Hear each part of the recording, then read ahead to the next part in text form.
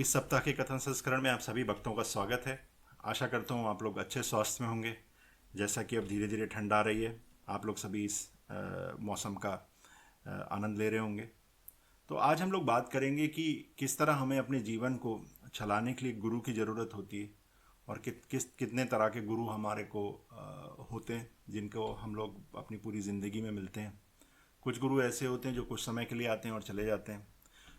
गुरु का मतलब कि अगर हम बात करें तो गुरु का मतलब जो होता है वो कोई भी आदमी जो आपको कोई गुर सिखाए। गुर का मतलब होता है कि कोई भी हुनर सिखाए, उसे गुरु कहते हैं। तो अब इसको अगर हम और लेकर चलें तो अगर मान लीजिए जैसे आप एक नई कार खरीदते हैं और उस कार चलाना आपको आता नहीं, तो आप किसी कार ड्राइविंग स्कूल या अपने आसपास के किसी रिश्तेदार से बात करते हैं और वो धीरे धीरे आपके साथ बैठता है और आपको उस कार को चलाना सिखाता है। और थोड़े दिन बाद आप जो उसकी बेसिक चीज़ें वो सीख जाते हैं और फिर धीरे धीरे उसका अभ्यास करते हैं और अपनी गाड़ी चलाने लगते हैं और तह ज़िंदगी फिर दोबारा आपको उन गुरुओं की कोई ज़रूरत नहीं, क्योंकि वो हुनर आप सीखते हैं। उसी तरह जिस तरह हमारा आध्यात्मिक जीवन है, उसके अंदर हमें एक ऐसे गुरु की ज़रूरत है जो हमें जीवन पे सही मार्ग पे चलना सिखाए, जो कि महाराज जी हैं नीम करोड़ी बाबा, जिन्होंने समय समय पर अपने जो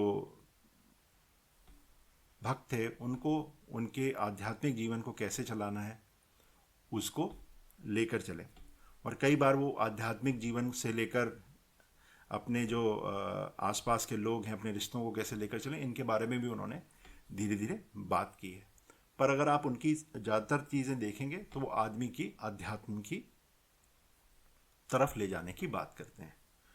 तो आज हम अध्यात्म की क्यों बात करें, आखिर अध्यात्म है क्या?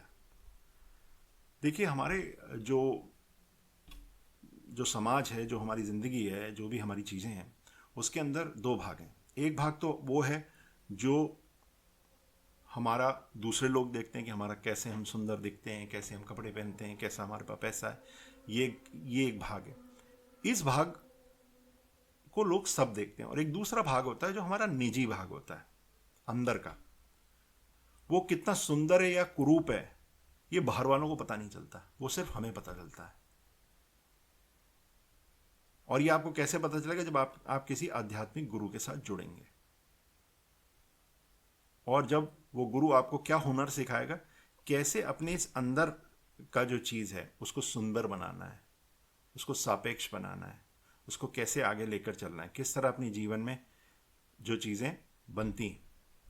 अब यहाँ आध्यात्म को आप समझिए। मान लीजिए अध्यात्म हमारी अंदर की एक फैक्ट्री है और जो हमारा बाहरी जीवन है उसका एंड प्रोडक्ट है कि अंदर जो भी होता है वो बाहर क्या बन के निकलता है। अगर हम लोग बहुत शांत चित्त से रहेंगे, हम सारी चीज़ें, कभी किसी को ठगने की कोशिश नहीं करेंगे, हम हर चीज़ सही तरीके से करेंगे जैसा कि हमें करना चाहिए, लोगों की इज्जत करेंगे, बड़े बूढ़ों को सम्मान देंगे, छोटों को प्यार देंगे, जो भी चीज़ें होती हैं, तो हमारा एंड प्रोडक्ट क्या निकलेगा? हमारा सुंदर प्रोडक्ट निकलेगा। हमारे लोग कहेंगे कि हाँ भाई, ये आदमी है, ये बहुत अच्छा है। जैसा कि हम लोग बात कर रहे थे कि कोई भी आदमी को जब कार सीखनी होती है तो कुछ दिन सीखता है और वो चला जाता है, क्योंकि कार चलाना जो है वो एक तरह से हमारे दिमाग में बैठ जाता है कि क्या, कैसे क्लच दबाना है, कैसे कुछ करना है, कैसे कुछ करना है, और हम उसको रिपीट करते हैं। वो कभी बदलता नहीं है। अब कार में 4 गियर नहीं हो जाएंगे, 4 क्लच नहीं हो जाएंगे, 5 ब्रेक नहीं हो जाएंगे। हाँ, आजकल धीरे धीरे जो टेक्नोलॉजी आ रही है तो अब शायद जलाने की भी ज़रूरत नहीं पड़े, इस तरह भी है। बट जो हमारा आध्यात्मिक होता है, जो हमारा अंदरूनी आध्यात्मिक जीवन होता है, उसके अंदर हमारे को रोज कुछ नए ट्वीक करने पड़ते हैं। ट्वीक का मतलब होता है चेंज करने पड़ते हैं। हर रोज कुछ ना कुछ नया डालना पड़ता है, कुछ ना कुछ नया बदलना पड़ता है। मान लीजिए हमारी कोई बुरी आदत है, हमें उसे बदलना है, तो उसको हम लोगों को बेवकूफ़ बनाते हैं। तो हमें अगर उसे बदलना है तो आध्यात्मिक जीवन में जाके बदलना पड़ेगा। जो भी आपको आपके बाहरी जीवन के कार्य हैं, चाहे आपको नौकरी करना हो, चाहे आपको व्यापार करना हो, चाहे आपको समाज सेवा करनी हो, चाहे जो भी आप चाहें करना हो, चाहे राजनीति करनी हो, जो भी करना हो, ये सब करने से पहले आपकी अंदरूनी सेटिंग चेंज होनी होती है, जो कि आध्यात्म है। और जब तक आध्यात्म में से आपको मिलेगा नहीं बल, तब तक आप ये बाहरी कोई भी चीज़ सही तरीके से नहीं कर पाएंगे। जो हम लोग कहते हैं ना, think out of the box, आपके बॉसेस कहते होंगे think out of the box, अलग सोचो। अलग सोच उसी आदमी की आ सकती है जिसका आध्यात्म बहुत ज़्यादा मजबूत है, क्योंकि आध्यात्म ही हमें नई नई चीज़ों को करने की, नई नई चीज़ों को लेकर चलने की प्रेरणा देता है। कैसे देता है? आध्यात्म के बहुत सिंपल तरीके से, बहुत साधारण तरीके से उसके वो हैं। अगर अध्यात्म में सबसे जरूरी क्या होती है, पहली चीज कि आप किसी को गुरु मान रहे हैं, और जब गुरु मानते हैं तो गुरु और शिष्य के बीच में एक शिष्य का भाव जो होता है, समर्पण का भाव होता है। अगर वो समर्पण उसने दे दिया, समर्पण कर दिया गुरु का, तो अब जो गुरु कहेगा वो शिष्य को मानना पड़ता है, क्योंकि गुरु जो है वो पहले से ही इतना उसके अंदर आध्यात्मिक ऊर्जा होती है कि वो किसी को दे दे। अब यहाँ थोड़ा सा हम नीम करोड़ी बाबा के ऊपर आते हैं। नीम करोड़ी बाबा ने प्रार्थना करते थे हनुमान जी की, एक तरह से हनुमान जी का गुरु मानते थे। हनुमान जी प्रार्थना करते थे प्रभु राम की, और जो भी प्रभु राम कहते थे वो करते थे। तो अगर इस तरह से अगर हम एक लिंक चेन बनाएं तो इस तरह से चेन है। वैसे महाराज जी कई लोगों को अपना गुरु मानते थे, आध्यात्मिक गुरु, जिनसे वो मिलते थे, जिनसे उन्होंने प्रेरणाएं ली, पर अधिकतर वो हनुमान जी को की प्रार्थना करते थे, हनुमान जी को बहुत मानते थे। तभी आपको उनके हर मंदिर के अंदर हनुमान जी की प्रार्थना करते हैं, उनकी शक्तियां प्राप्त थी। तो जैसे बहुत लोग कहते हैं महाराज जी ने ये चमत्कार किया, महाराज जी ने वो चमत्कार किया, आखिर ये सब होता कैसे है? गुरु और शिष्य जो होता है वो एक मैग्नेट की तरह जुड़े हुए होते हैं, ठीक है। शुरू में जो चेला होता है वो एक लोहे का टुकड़ा होता है, और गुरु एक मैग्नेट होता है, तो उसके साथ वो चिपक जाता है। और आप लोगों को सबको मालूम है कि अगर एक लोहे का छोटा टुकड़ा एक बड़े से मैग्नेट के साथ जुड़ा रहे तो थोड़े दिनों में जाके वो भी मैग्नेट बन जाता है। तो इसका मतलब ये है कि यदि आप अपने की सही भक्ति करेंगे, गुरु की हर बात मानेंगे, तो आपके साथ आपके अंदर गुरु की शक्तियां आ जाएंगी। उसी तरह महाराज जी के अंदर काफ़ी शक्तियां आ गई, जिनका उन्होंने उपयोग संसार की भलाई के लिए किया। तो आखिर आज के में अब हमें करना क्या है, अपने अध्यात्म को कैसे रिचार्ज करना है? देखिए, अध्यात्म को रिचार्ज करने के लिए कोई पाखंड की जरूरत नहीं है, कोई आपको रोज भगवान के सामने खड़े होकर हनुमान चालीसा पढ़ने की जरूरत नहीं है। अध्यात्म में आप अपने गुरु को, जैसे नीम करोड़ी बाबा हैं, उनकी कई बातें हैं। सबसे बड़ी बात नीम करोड़ी बाबा को जो कहते थे कि इस दुनिया में कोई भगवान, वो भगवान नहीं है, तो वो चाहते भी नहीं थे कोई उनके पैर छुए, और जो भी उनके पास आता था उसे बांट देते थे। मतलब यदि आपके पास कोई भी ऐसी संपदा है और आप उसे बांट दीजिए, अगर आपके पास कोई ज्ञान है तो आप और ज़्यादा से ज़्यादा उस ज्ञान को आगे बांटिए, जिससे लोग उसका लाभ उठा सकें। अपने जीवन में किसी भी तरह की चिपकन मत पालिए। चिपकन क्या होती है?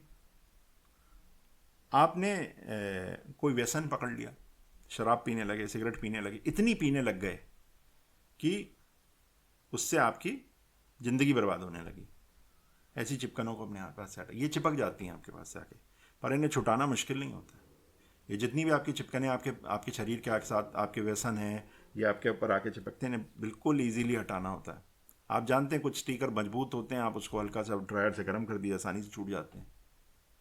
तो ड्रायर का गर्म मतलब आपको पता चल गया कि भैया अब मेरा लीवर चला गया, अब दारू पीऊँगा तो मर जाऊँगा, तो तुरंत वो लेबल छूट जाता है। पर जब भी आप किसी लेबल को, आप चिपकन को गर्म करके हटाते हैं, तो उसकी जो वो चिपकाने वाला पदार्थ है वो आपके साथ चिपका रह देता है। देखिए करके, आपके घर में कोई डिब्बा हो, उसके ऊपर से अगर आप लेबल चिपका हो, तो आप इसे गर्म करके हटाएंगे तो लेबल तो 1 मिनट में हट जाएगा, बट उसकी जो चिपकन है उस डिब्बे पे रह जाएगी। उसी तरह जब आप किसी व्यसन को किसी मजबूरी के कारण छोड़ते हैं, तो उसको दोबारा शुरू करने की जो परसेंटेज है वो बहुत ज़्यादा रह जाती है। तो कैसे करना है? अगर आप उस लेबल को कोने से पकड़ के धीरे धीरे, टाइम लगता है इसमें, धीरे धीरे उसको हटाएंगे, तो आपका वो लेबल भी हट जाएगा और उसकी चिपकन भी नहीं होगी। तो यानी कि अगर आप किसी भी चीज़ को अपने मनोवृत्ति, अपनी मन की शक्ति से हटाते हैं, तो छोड़ते हैं, तो वो दोबारा शुरू करने के जो है चांसेस बहुत कम होते हैं। मैं यहाँ पर सभी लोगों को कहूँगा, यदि आपके भाई हैं, पति हैं, कोई भी ऐसे आदमी जो किसी तरह के व्यसन में है, उनके उनको गाली बक के, उनको नीचा दिखाकर वो व्यसन नहीं छोड़ेंगे, चाहे आप उनको कितना ही जलील करिए। क्योंकि जितना आप उन्हें जलील करेंगे वो उतना लेबल जो है उनके डिब्बे पे चिपकता जाएगा, छुटाना मुश्किल होगा। आप उनकी मदद कीजिए। कैसे मदद करेंगे? ज़्यादा समय बिताइए उनके साथ। क्योंकि आप एक बात बताइए, जब उन्होंने शराब पीनी शुरू करी होगी या कोई भी व्यसन शुरू किया होगा तो छोटे से शुरू किया होगा, फिर वो बड़ा होगा, तो जब वो चीज़ वापस होगी तो धीरे धीरे वापस होगी। अब यहाँ मैं आपको एक छोटा सा उदाहरण दूंगा। मेरे एक मित्र हैं, उनको बेटे को शराब पीने की आदत हो गई और बहुत पीने लगे। तो उनके पिताजी ने कहा, देख भैया, शराब पीने से मैं तुझे मना नहीं करूँगा, पर जब भी तुझे पीना है हम दोनों साथ पियेंगे। उन्होंने बोतल घर में ला के रख दी, गिलास घर में ला के रख दिए, खुद भी बैठ गए। और थोड़े दिनों में उस आदमी ने शराब पीनी बहुत कम कर दी और आगे जाके छोड़ दी। क्यों? कि जिस चीज़ों से वो शराब पीने के लिए ज़रूरी होता था, उसके पिता ने, अब आदमी अपने पिता के साथ बैठ के तो पी नहीं सकता, अमेरिका में तो रहते नहीं हम, तो इस तरह से वो आदत छूट दी। एक आदमी को बड़े हठधर्मी था, खूब पैसे उड़ाने की आदत थी। तो क्या हुआ? धीरे धीरे, अब जब आदमी पैसा उड़ा रहा होता है तो वो अकेला नहीं उड़ा रहा होता, सब उड़ा रहे होते हैं। अब एक आदमी अगर एक्स्ट्रावेगेंट है, बहुत ज़्यादा पैसा खर्चीला है, तो उसका परिवार भी उड़ा रहा होगा। क्योंकि कोई आदमी अपने ऊपर पैसा नहीं उड़ा सकता। ऐसे कुछ जरूर महानुभाव होंगे जो बड़ी बड़ी चीज़ें खरीद के बैठ जाते हैं, बट सब थे। तो धीरे धीरे जब उनकी धर्मपत्नी को पता चला कि यार ये आदमी तो बहुत खर्च कर रहा है, हमारा आगे जीवन कैसे बीतेगा, तो धीरे धीरे उन्होंने अपना खर्चा कम किया। उसे देखते देखते धीरे धीरे वो आदमी भी सही राह पर आ गया।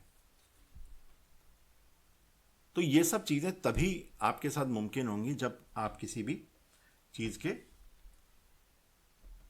को समझ के चलेंगे। और ये समझ कहाँ से आएगी?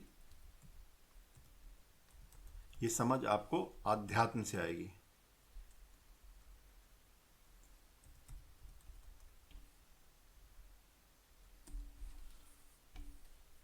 और आखिर आध्यात्मिक, जो हम लोग अध्यात्म की बात कर रहे हैं,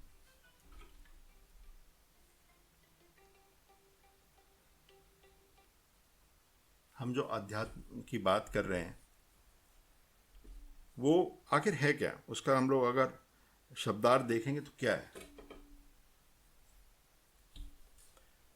अध्यात्म का पहली चीज है जो वो व्यक्ति जो मन से संबंध रखता है और परमात्मा और आत्मा का संबंध बनाने की कोशिश करता है, यह अध्यात्म है। और अध्यात्म क्यों जरूरी? क्योंकि जब आदमी अपने मन पर अब वश पा लेगा, मन से संबंध रखेगा, मतलब आप अपने कर्मचारियों को मन से अपने जोड़ेंगे, अपने माँ बाप को मन से जोड़ेंगे, अपनी धर्मपत्नी बच्चों को मन से जोड़ेंगे, ये अपने आप जुड़ जाते हैं, अपने किसी दोस्त को मन से जोड़ेंगे, तो जो आपका एंड प्रोडक्ट होगा वो हमेशा ही अच्छा होगा। आप लोगों को कई कहते हैं कि आज ये धोखा दे दिया, उसने ये दे दिया, वो उसका प्रारब्ध है। अगर आपको कोई धोखा दे रहा तो आप समझ जाइए वो व्यक्ति जो आध्यात्मिक रूप से कठोर नहीं है। पहले क्या होता था? सत्संग होते थे, लोग बड़ी बड़ी आयोजनों में जाते थे, कुंभ के मेले में जाते थे, इस तरह की चीज़ें होती थी। तो धीरे धीरे क्या होता था? आदमी ऐसे लोगों से मिलता था जो आध्यात्मिक होते थे, जो इस परमात्मा से संबंध रखते थे, जो मन से बातें करते थे, जो सही अपने गुरुओं की बातें मानते थे, तो उसका अध्यात्म और होता है। जैसे मैंने आपको बताया ना, गुरु चेला का मैग्नेट से कैसे वो मैग्नेट बन जाता, धीरे धीरे इस तरह से उसका मैग्नेटिज्म बहुत ज़्यादा हो जाता था। तो चीज़ें सही चलती रहेंगी। आज से आप बात करिए 1985 के बाद से, तब से मुझे थोड़ा याद है। 1985 में हमारे पास बहुत कुछ नहीं था, टीवियाँ भी नहीं, टीवी भी तो था नहीं, अखबार भी एक मोहल्ले में एक के घर या दो के घर आता था, बाकी सब पढ़ते थे, और करने को कुछ बहुत नहीं था। तो हमारे माँ बाप वगैरह क्या करते थे? चलो आज इस मंदिर के दर्शन कराएं, चलो आज हम उस मंदिर के दर्शन कराएं, चलो ये कराएं, चलो हमारे अपने घर में अखंड रामायण रखें, चलो अपने घर में हवन करा लें। तो यही सब आयोजन होते थे। आजकल के आयोजन क्या हुए हैं?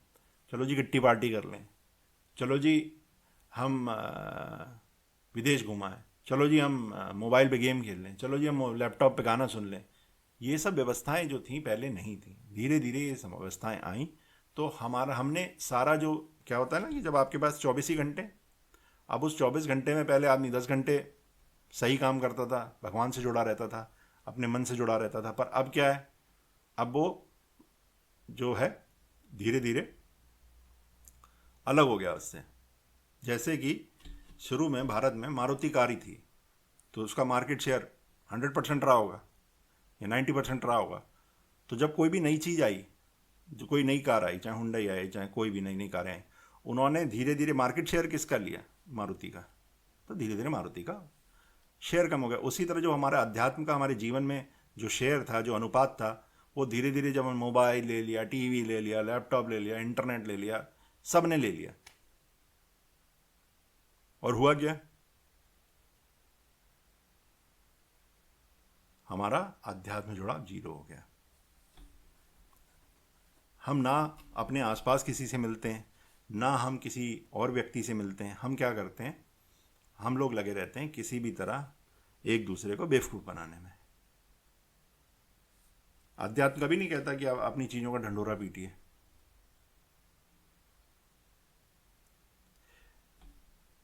दो हजार उन्नीस में या 2019 में मैं कई बार मुझे एक जगह जाना हुआ। उसका नाम था, जगह का नाम था सिरोगी ब्रेक।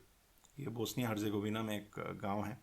वहाँ मेरा कुछ काम था ज़रूरी, तो मैं गया, 2-3 बार गया। मैंने वहाँ एक बड़ी अजीब चीज़ देखी। वहाँ यूरोप में तो दिन में लोग जो हैं, दुकान बंद, सुपर स्टोर बंद। सो दिन में 1:30 बजे से लेकर शाम के 5 बजे तक सारे दुकानें बंद रहेंगी। फिर वो 5 बजे खुलेंगी और 7 बजे फिर बंद हो जाएंगी। और उसके बाद लोग कहाँ जाते हैं?